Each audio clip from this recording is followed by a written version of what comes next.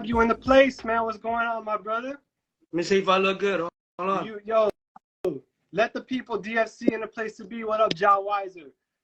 Yo, Marley, it's a blessing to have you. And without further ado, because we got 60 minutes to learn all about your life, your career, what you've done for Miami, I want to just get this thing cracking, man. Tell us, what is Devo? Who is Devo? Where is this? And what's going down? Devo is one of my first tags.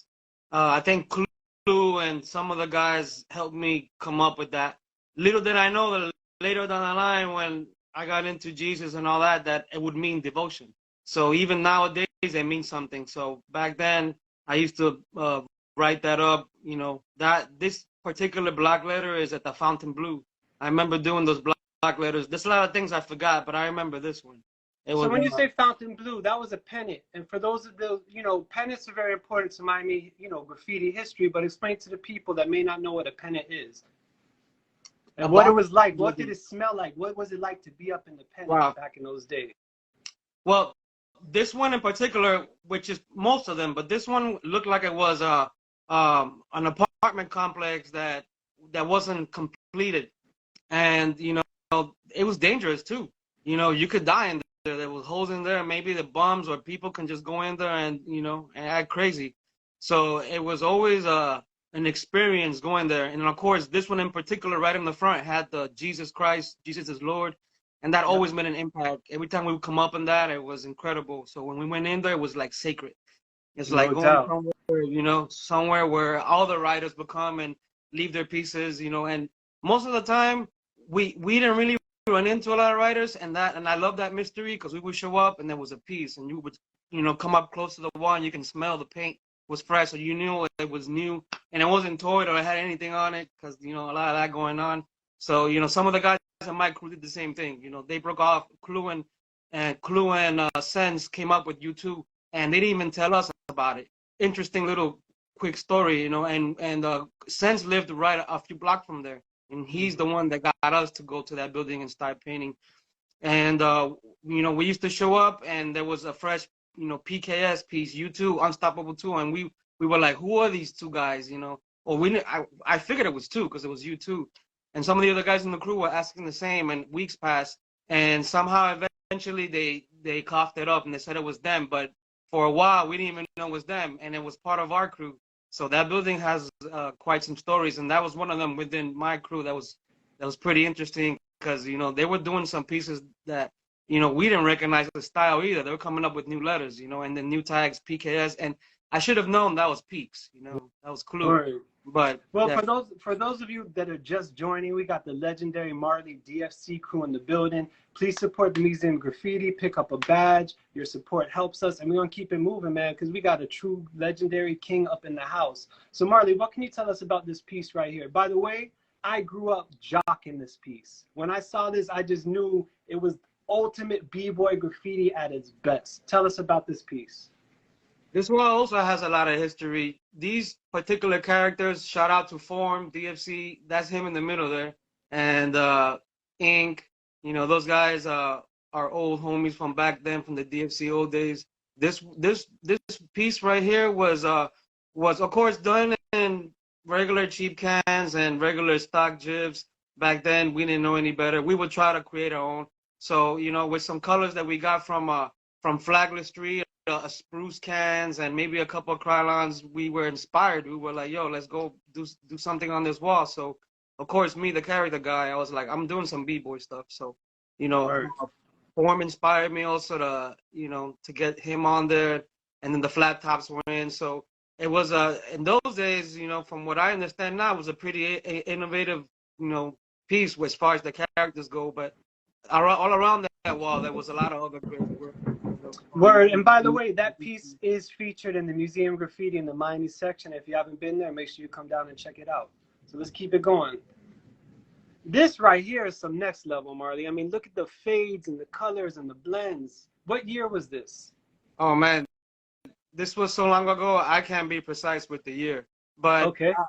I can tell you this, that many times I would always be really spontaneous and just have spray cans, and not even back then I wouldn't really think about having certain colors. I would just look at the crate and be like, well, we got this, we got that. Let's throw something up. You know, maybe I was inspired by someone giving me an idea.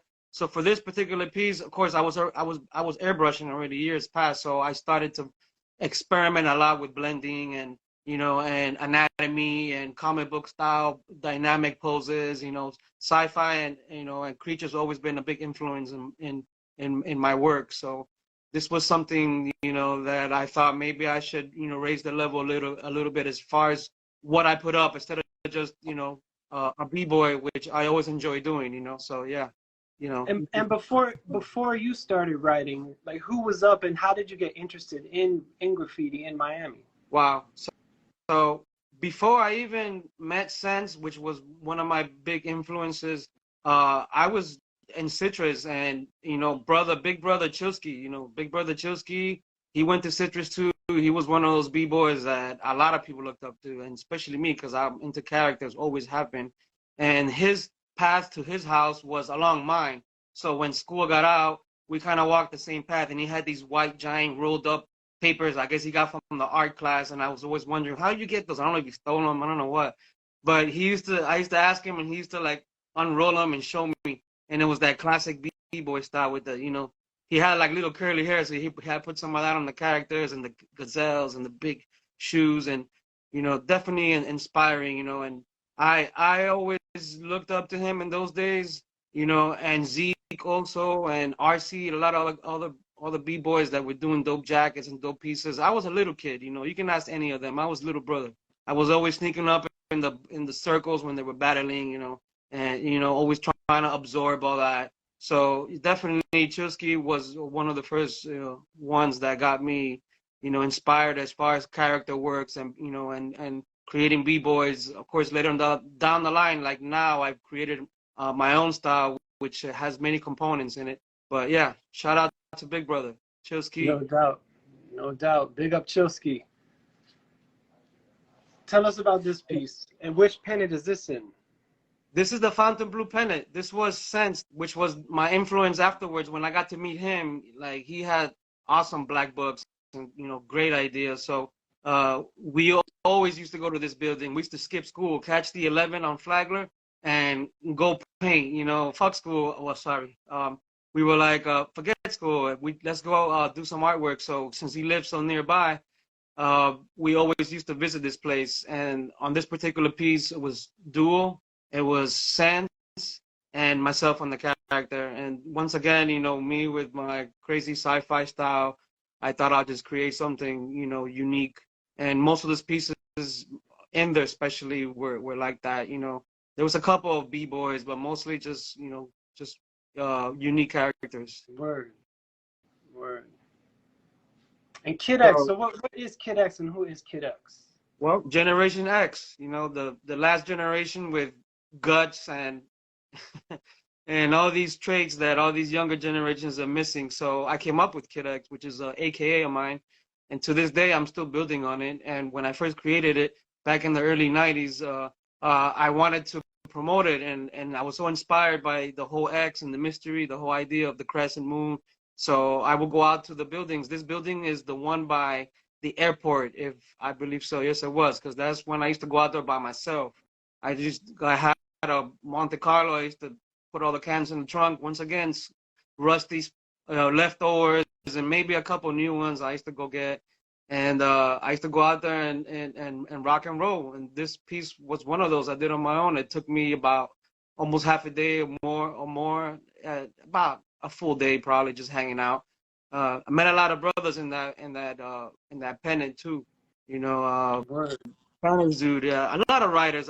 You know, my memory is not the best right now, so I'm sorry, some of you guys out there watching if I miss your name, but definitely a lot of influences in there too. Yeah, it's you know, it's a lot of information to go down, a lot of memories get sparked.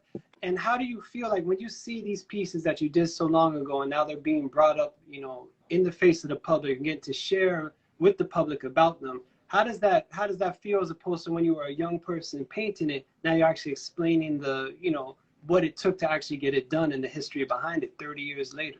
Wow, good question. Because at first, really, you know, I was like, well, maybe I don't want to share all this, you know. But then, you know, after I thought about it, I was like, this should be recorded, you know, because I was there, you know, and this is maybe something that should be, you know, recorded, said, you know, spoken about, you know. And um, now that I see them, you know, I realize how much better I gotten. You know, even though to a lot of other writers, those are jewels, you know, and to me, they're awesome. They're nice too, you know, but as an artist, you always look to evolve and always look to get better with style, technique.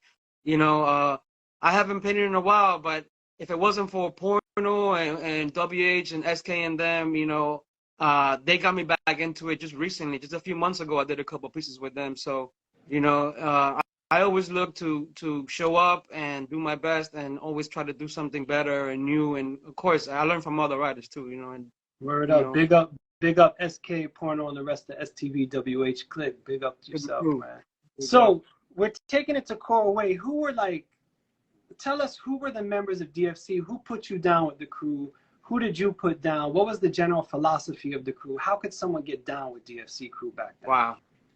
That's pretty heavy right there. I probably need another 60 minutes to tell you most of it, but in a nutshell, oh, you needed to cross a line. It was like a gang almost, you know, because back in those days, it was like the gang days, you know. We were affiliated with Side by Side, Peace to Hershey, you know, Flex, RIP Dance, you know, BA, all those guys, you know, and to get in, you had to cross the line. I didn't have to cross the line because I was one of the first ones, you know.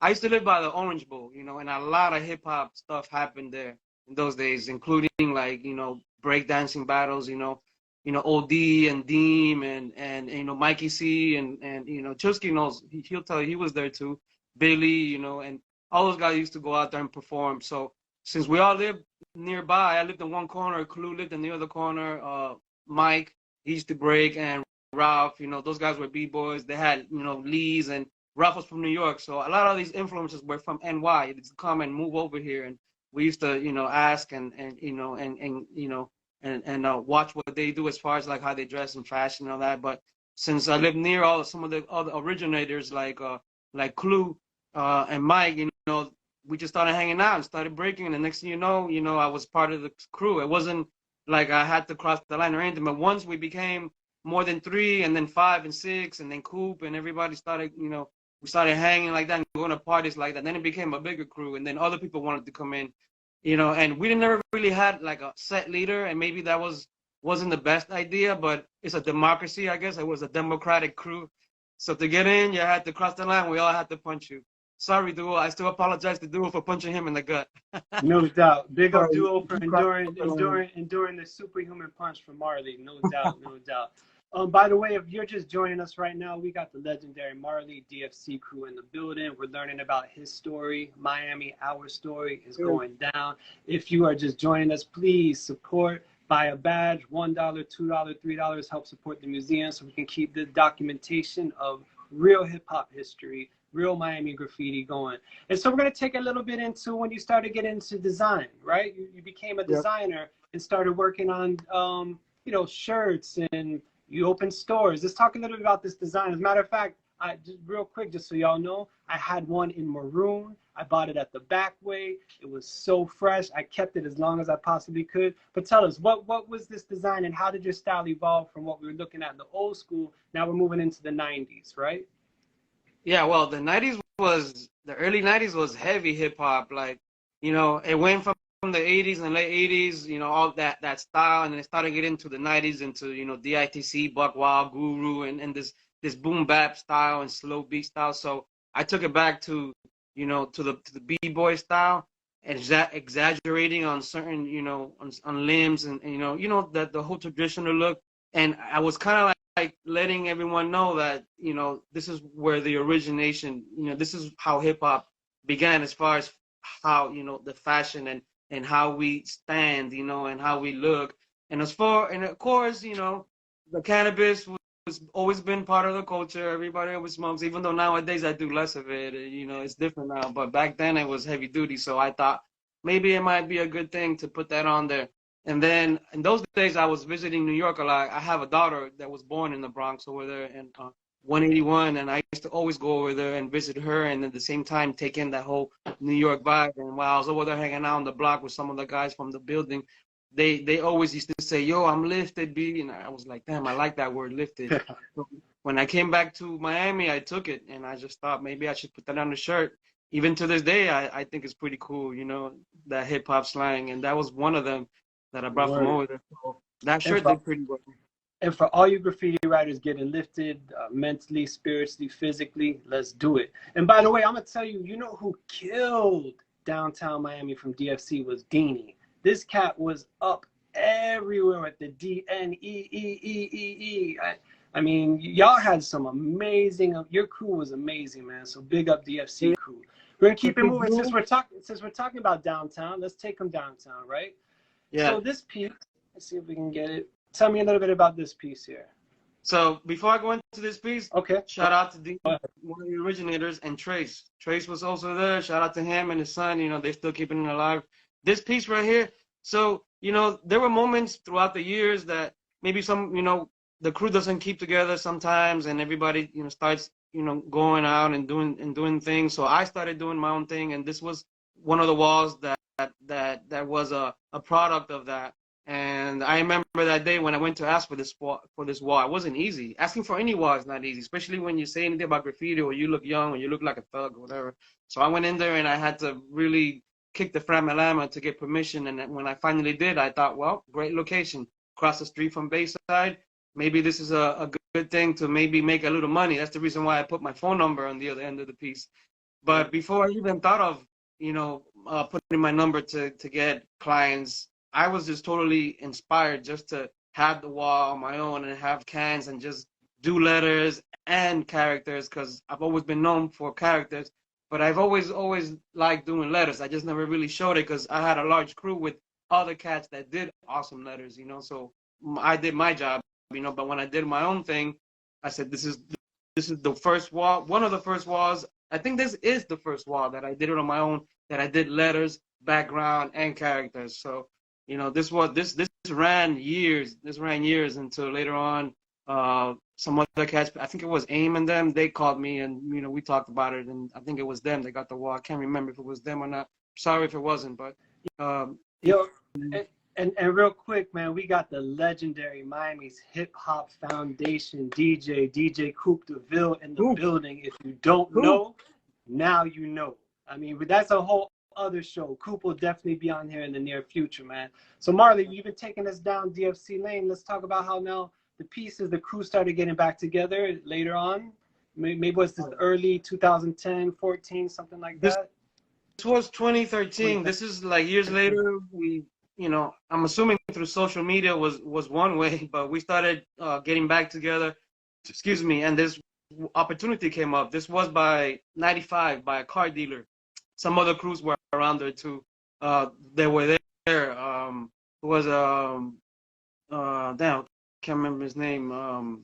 Anyways, it was a lot of crews that we knew from the past. They also showed up and did pieces, and we were able to do a long strip. So of course, Duo, he was one of the ones that came back with full force, and he was like, "Yo, I think he did a bit or something, but he came out with this energy." And he and I did Snatching Up Toys Part 1 in Wynwood. And then when this opportunity came up, he was like, let's do a Part 2. I thought, excellent. I like series, So we did a Snatching Up Toys Part 2. So, Sense and Duo, we were, and Class. Can't forget Class on the other end. And Sense was also displaying a new sense of style and letter. Big up to Sense, man, because, he's lost again now, but when he came back there that year, he showed skills again and again. Word. How do you feel like graffiti has kind of saved you when other brothers end up lost in the struggle? How has it kept you alive? Wow. Well, back in the days, in the gang days, oh yeah, that's definitely when it mattered. Because back then, like I said, DFC, like a lot of crews, we still fought. We had ties with gangs because that's the way it was. And also when it divided from People Nation to Folk Nation, that became a big battle. And the fact that I was the artist, that saved my butt a lot of times. They're like, oh, he's the artist, But yeah, definitely, it kept us busy as far as like instead of going out there and doing the things that I still did, but thank God not as much. Instead, we thought, let's get together, let's piece up our black books, or let's go find walls, or even the bombing. I used to go out bombing on my own sometimes, and even that was dangerous. But that's the game, and you have to pay due sometimes, and even though it's illegal, even back then, that's the way to get up. You have to go out and just write your name, and people will see it and they'll talk about you, and they did. I bombed a lot. I didn't just piece up and did characters. I wrote my name, especially when Kid X was created, and I started writing it with a Q. I used to sneak out the house. My mom used to ask me, "Where you going?" I'm gonna go see a friend, and I was totally immersed in this character, and I had two spray cans, Krylon too, and one blue, one red, and I walked down Flagler all the way from where I lived on 10th Avenue all the way down to 27th Avenue, and I just bombed left to right, left to right. And for like the next few weeks, I heard it from a lot of homies like, "Yo, I saw you up, I saw you here, I saw you there." So, nowadays, I mean, I get a lot of questions from, professionals and people that are not involved in hip hop or graffiti, don't understand it. They always ask me the same questions like, why the bombing, or why and it's always hard to answer. Like I want to tell them what they want to hear, but really the truth is that bombing is part of it. It came from an oppressed people, you know what I mean? And this is how we spoke out, you know what I mean? And this is, we put up our names with style, so there's art involved, but also there's criminal-minded stuff involved. But at least we weren't, like I said, that's how graffiti saved us. At least we weren't out doing all the crazy things, Right. We were just, getting up and doing pieces, No doubt. For those of you that's joining us right now, we are with the legendary Marley dropping bombs about bombing. It's crazy right now. If you haven't yet, please pick up a badge, support the Museum of Graffiti. This is Art Talk. We are documenting Miami hip hop history, Miami graffiti history, and we're going to keep it moving. So this is part of that same wall that you were working on, right? Yeah.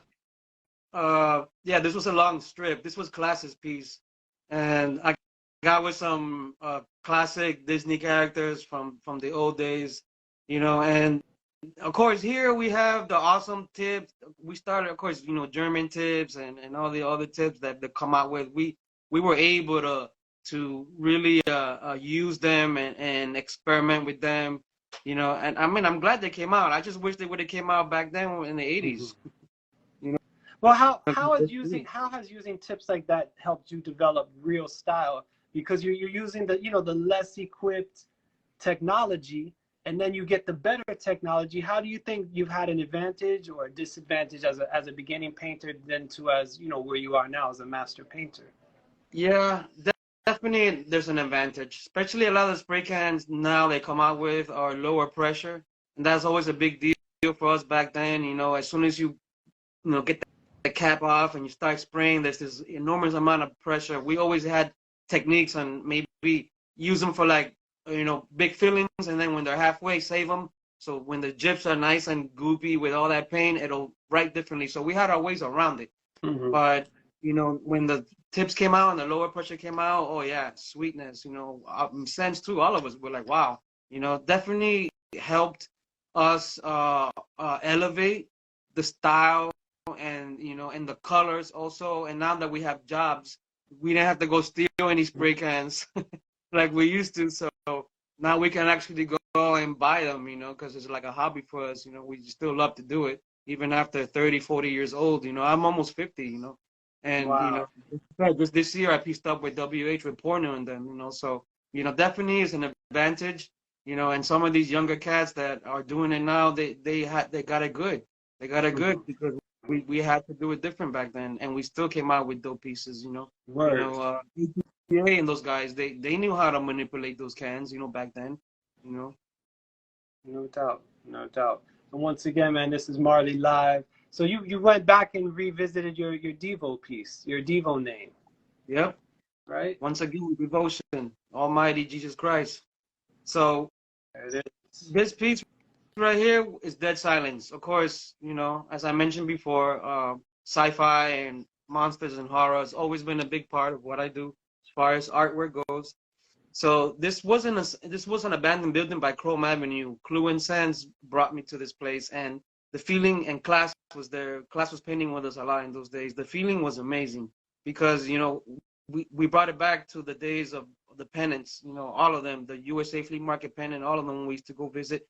It was just, and peace to KV too out there, because he always, and I also talked about that, about just a Sunday, just go Sunday and just piece up, bring some cans, you know, a blunt, you know, maybe a couple of brewskis and some music, some hip hop, and get crazy, you know, and that's why these pieces always came out the way they did, because, you know, we didn't have really any agenda except but to get up and do something dope, you know, not like now with social media and all kinds of other stuff. Now, you know, we didn't do it for likes or anything, you know, we did it just to do it, and piece the scheme too.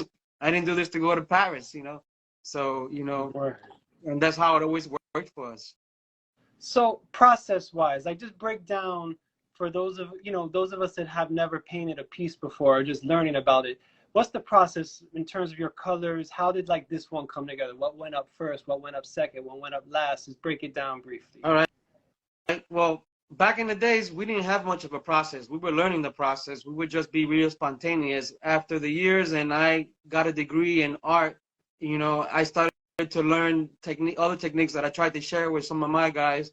And it always starts with shapes, you know. And the fact that we entered the digital world, I was always able to pre-visualize some of these designs like this one on my tablet, you know, on the computer. I would just quickly rough something up. And then with Photoshop, you can throw colors on and kind of see it from a distance, because that's really how this is viewed when you take a picture of it. It's almost like viewed from afar. When you're painting, you're up close to it, you know, but you always got to keep in mind that you're going to see it from afar when you take flicks and you show it to people or present it, or anybody wants to see it. So, you know, my process was always large shapes, you know, and then color and see what matches what. And of course, a theme, you know, dead silence. So definitely in the reds and the warms, you know, the size of the character from top to bottom, you know. And of course, like I said, this was a bomber building, so there was a lot of stuff behind. And I think this particular photo might be a little earlier than the last few strokes I did, because I think we covered the back.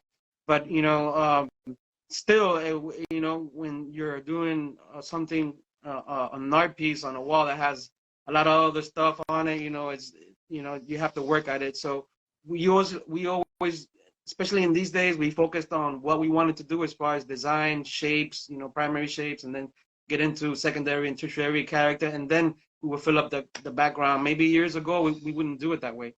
So yeah, the times changed, you know, and me, myself, being educated in art, you know, I've used some of those lessons and, you know, put them together with what I've known as far as manipulating an aerosol spray can. Word. You're hearing it live, MARLE DFC crew. Now we're going to take it to Wynwood, right?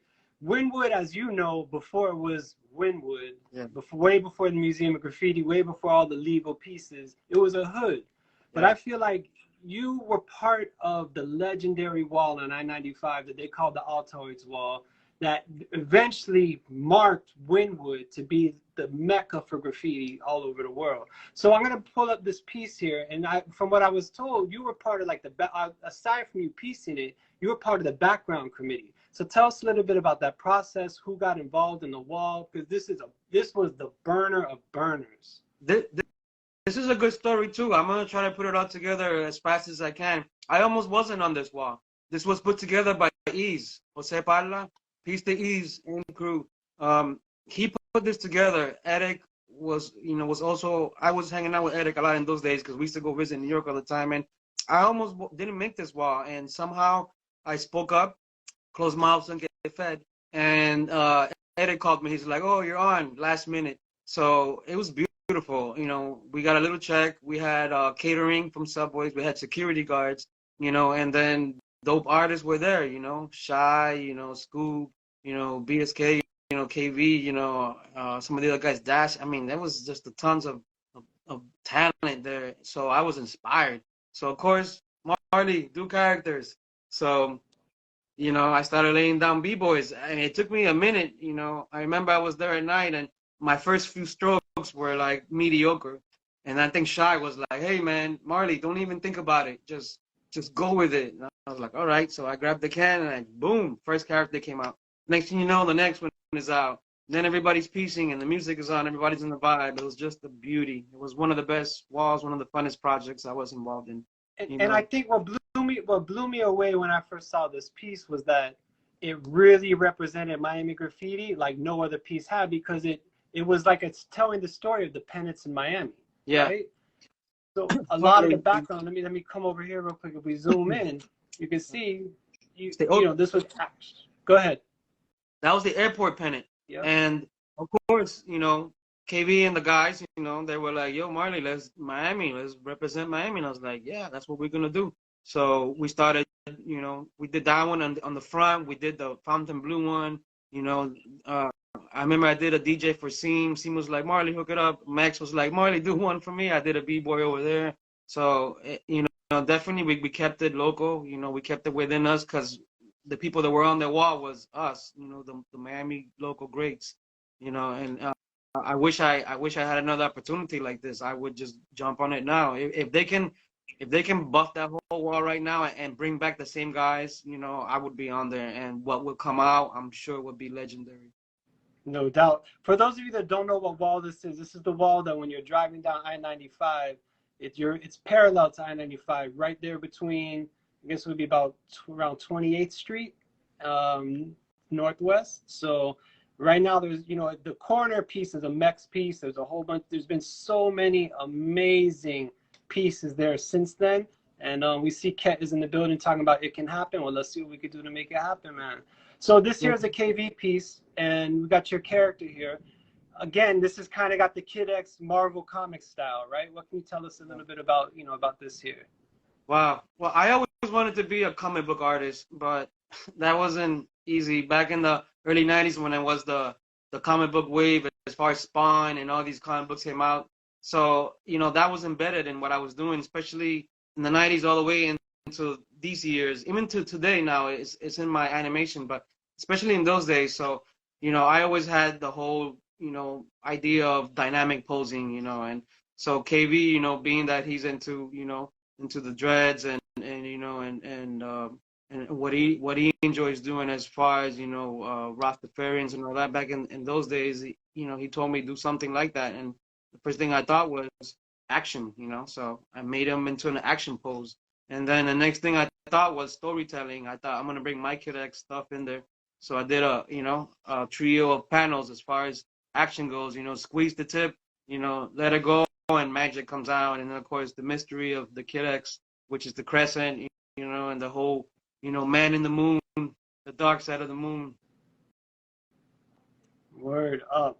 So for those of you just joining us right now, we are live with Marley DFC. You are on Art Talks Museum of Graffiti. If we can please have your support, pick up a badge, spend $1, $2, so we can keep this kind of work going, documenting Miami graffiti history, Miami hip hop history. We got nothing but legends up in the room, and we appreciate y'all joining us and rocking out with us, man. So we're gonna get into some, speaking of legends, we're gonna get into some more legendary burners with DFC crew and some of your collaborations. Right? This one was here in Wynwood off of 95 as well, right? So this was, yeah, this is with 7 Up. This was with all the guys from 7 Up, man. Wynwood in those days was popping, of course. And they were like, Marley, get down with a character. So I think they already had sketched the samurai dude or something. It was something like that. And it needed work. So I got on the scaffolds and I started getting down with the blends and putting it together. So this definitely was a collaboration, and I have a lot to do in this. I was more me just coming in because the guys from 7 Up had asked me, because I was around, I was in the other block, and you know what? How am I gonna say no? Plus 7 Up and DFC always been affiliated from back in the day, so you know it was easy just to say, yeah, cool, man. You know, piece the deck. Word. What would you say when collaborating with others? What are some of the challenges in collaboration, and what are some of the bonuses in collaboration? The bonus, okay, I guess I'll go with the bonus first. The bonus is that, you know, you earn more respect, you know, because that's really what it's about, I guess, in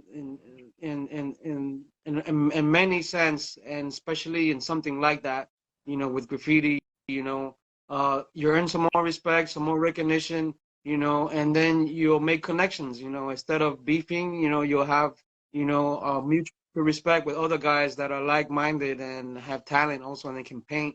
So you know, it's pretty easy, you know, and there's a bonus. The challenges would be maybe not having eye to eye with maybe a concept or something, or you know, or how much work you're gonna do. But I'm easygoing.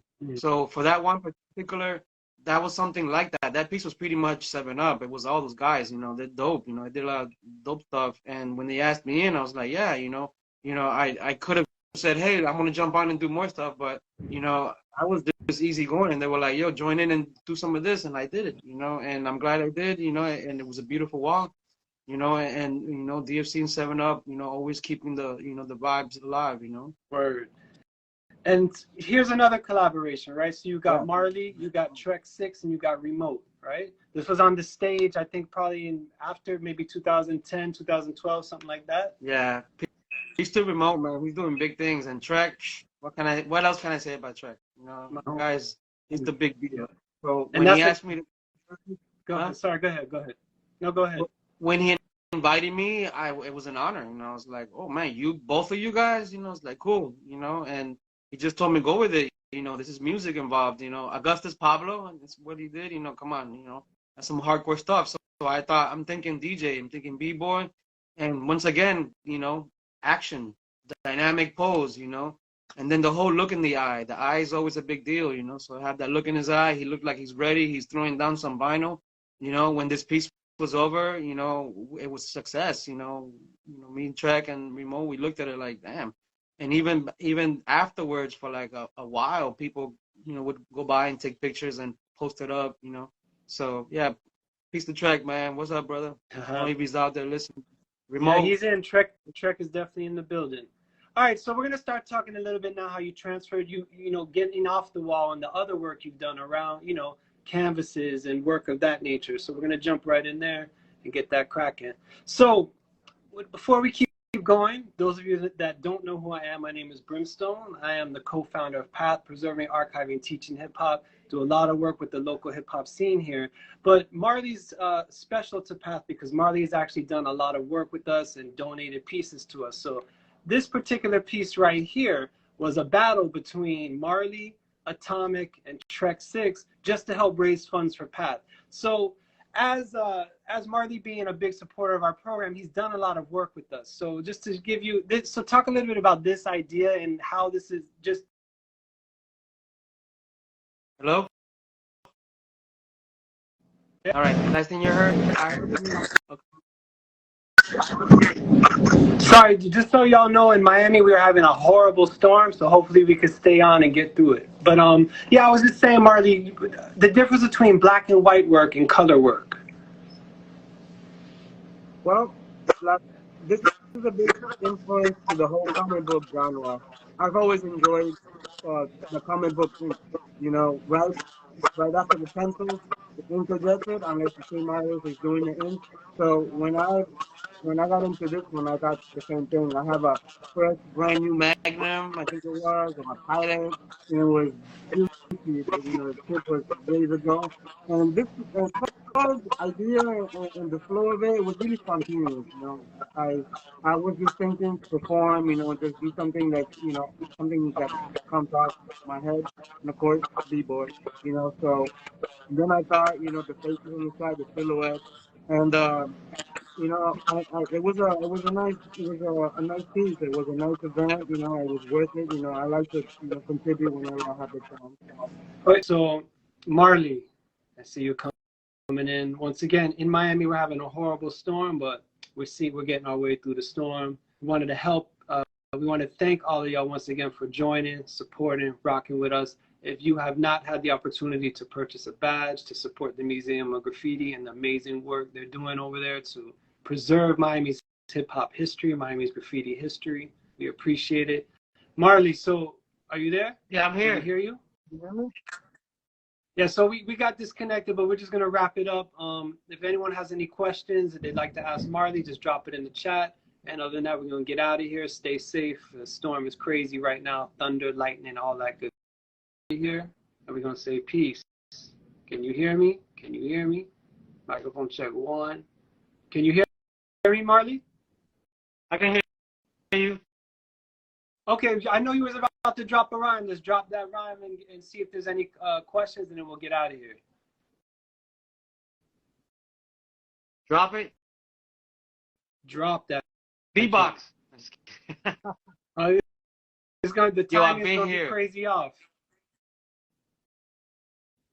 I've been here, just been slept on. I kept my head on. I couldn't even believe in how I managed to stay calm. I've been properly equipped in my battle-star ship. I've been ready for battle.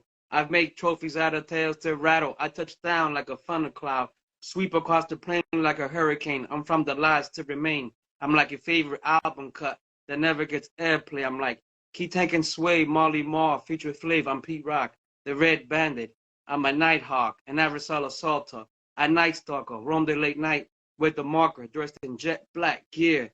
Only a percentage of my image is clear. There's no runs, no drips, no errors when I squeeze tips. I get deep like Egypt, and the formation of the pyramids, totally apocalyptic, is how I kick it. I get wicked like the darkest night you ever been in. Hidden in my stealth suitcase made out of gold, I got scrolls. A stainless steel mic that I control. Grab the hold of the globe by the throat. Scholars take note, the source of light that gives sight to blind folk with the right to bear arms. Power to make justice. I remain conscious in the epitome of the darkness. There it is, y'all. Marley DFC crew. Thank y'all so much for rocking with us. Art Talks. Make sure you check out my boy Ket every Tuesday. Got some fresh interviews coming up. We keep covering the Miami graffiti story on Thursdays. Thank you so much for rocking with us.